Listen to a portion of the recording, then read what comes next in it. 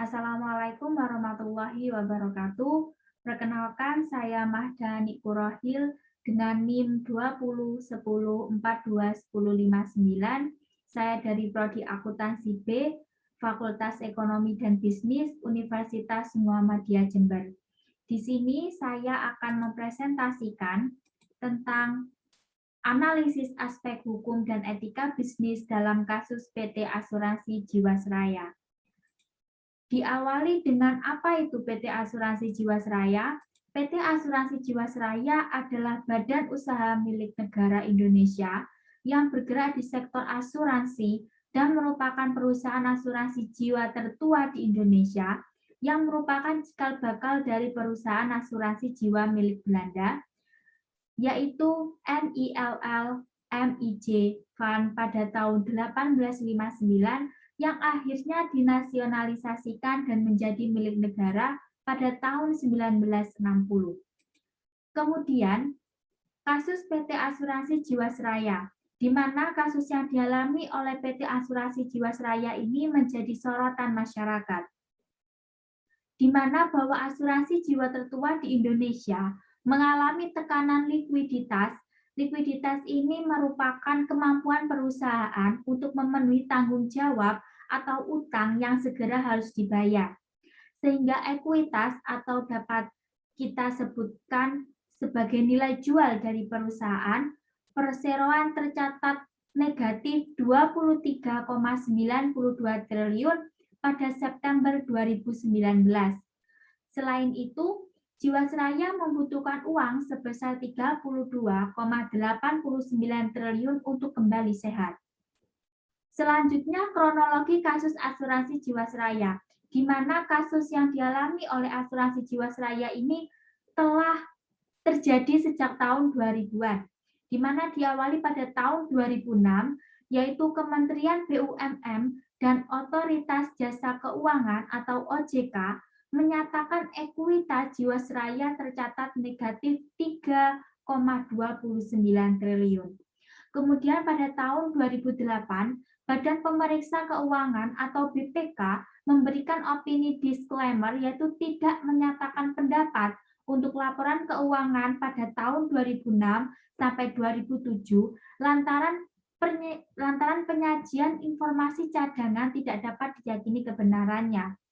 Kemudian pada tahun 2011 sampai tahun 2012, di mana pada akhir tahun 2011, Jiwasraya melanjutkan skema reasuransi dan mencatatkan surplus sebesar 1,3 triliun.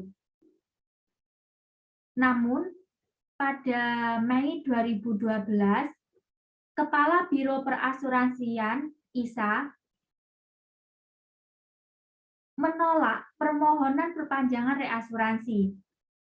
Kemudian pada tahun 2014, di tengah permasalahan keuangan, Jiwasraya menggelontorkan sponsor untuk klub sepak bola asal Inggris. Kemudian pada tahun 2017, di mana kondisi keuangan Jiwasraya tampak membaik. Laporan keuangan Jiwasraya pada 2017 positif dengan raihan pendapatan premi dari produk JC Saving Plan mencapai 21 triliun. Kemudian pada tahun 2018, di mana Direktur Pengawasan Asuransi OJK Ahmad Nasrullah menerbitkan surat pengesahan cadangan premi 2016 sebesar 10,9 triliun. Kemudian pada Mei 2018, pemegang saham menunjukkan Asmawisam sebagai Direktur Utama Jiwasraya. Di bawah kepemimpinannya, direksi baru melaporkan terdapat kejanggalan laporan keuangan kepada Kementerian BUMN. Kemudian pada bulan Agustus 2018, Menteri BUMN Rini Sumarno mengumpulkan direksi untuk mendalami potensi gagal bayar perseroan. Ia meminta BPK dan BPKP untuk melakukan audit investigasi terhadap Jiwasraya.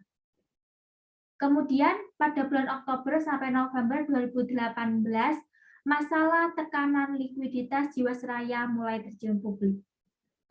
Kemudian pada November 2019, Kementerian BUMN di bawah kepemimpinan Erick Thohir mengaku melaporkan indikasi kecurangan di Jiwasraya ke Kejaksaan Agung atau Kejagung, di mana pada Desember 2019 penyelidikan Kejagung terhadap kasus dugaan korupsi Jiwasraya menyebut ada pelanggaran prinsip kehati-hatian dalam berinvestasi.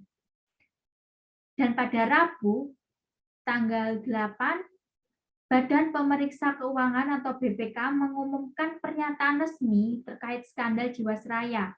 Salah satunya laba perseroan sejak 2006 disebut semu karena melakukan rekayasa akuntansi.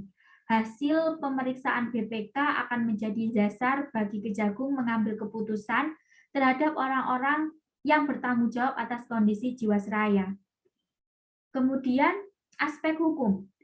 Aspek hukum dalam kasus PT Asuransi Jiwasraya itu di mana Jaksa Agung Burhanuddin menyatakan PT Asuransi Jiwasraya atau Persero melakukan pelanggaran prinsip kehati-hatian dalam berinvestasi sehingga mengakibatkan kerugian negara senilai 13,7 triliun dan di dalam Undang-Undang Nomor 40 Tahun 2014 tentang perasuransian terletak pada norma pasal 11, 15, dan 74, di mana pada pasal 11 menyatakan bahwa perusahaan asuransi wajib menerapkan tata kelola perusahaan yang baik, yang tentunya dijalankan dengan itikat baik. Kemudian pada pasal 15, bahwa selain direksi dan komisaris, pihak bernama pengendali yang diatur OJK dapat turut bertanggung jawab atas kerugian usaha asuransi. Kemudian pada pasal 74 menyatakan lain halnya jika pihak Jiwasraya memberikan laporan, informasi, ataupun data tidak benar kepada OJK hingga menimbulkan kerugian usaha, direksi maupun komisaris dapat bertanggung jawab. Kemudian, ketika tata kelola usaha yang dijalankan menimbulkan kerugian, hukum bisa menilai kerugian tidak melulu pada konteks kerugian negara, sepanjang direksi dapat membuktikannya. Karena usaha Jiwasraya juga tunduk pada Undang-Undang Perseroan Terbatas Nomor 40 Tahun 2007. Selanjutnya adalah aspek etika. Secara etika,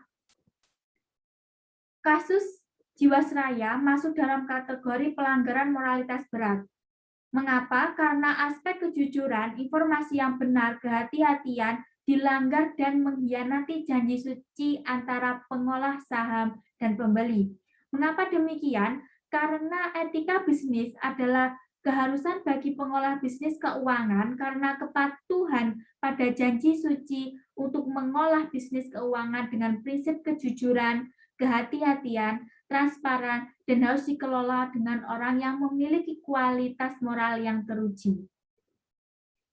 Kemudian kesimpulan dari kasus Jiwasraya ini di bidang publik yaitu dengan adanya permasalahan yang terjadi pada PT Asuransi Jiwasraya, maka menyadarkan publik bahwa persoalan kerugian suatu usaha tidak melulu mesti dipahami dalam konteks hukum, tetapi mesti dipahami juga dalam konteks akuntansi. Dan publik juga disadarkan untuk berhati-hati memilih lembaga pengolah keuangan yang kredibel, teruji, dan memiliki rekam jejak yang unggul dalam moralitasnya.